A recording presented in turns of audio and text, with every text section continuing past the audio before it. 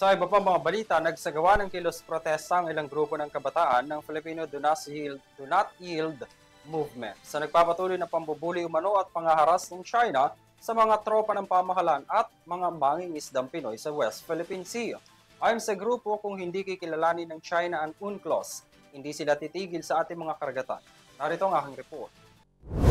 China Coast Guard vessels, Chinese maritime militia vessels, at iba't ibang aerial assets.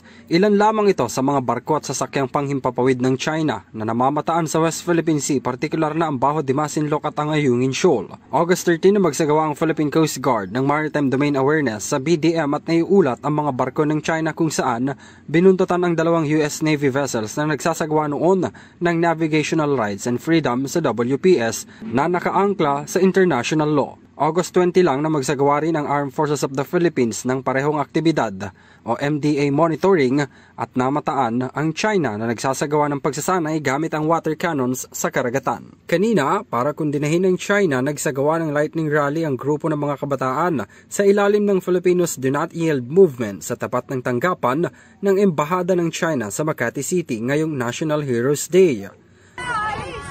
China, alis! China, alis! China, alis! Kabilang sa mga nakalagay sa karatula ang China, alis na, amin ang WPS. Ipinakita rin nila ang replika ng mga barko ng China na nalambat at binato ng mga nabubulok na kamatis. Kinundan na rin ng grupo ang ginawang paninisi ng China kung saan nagbanggaan ang dalawang barko nila sa Baho de Masinloc.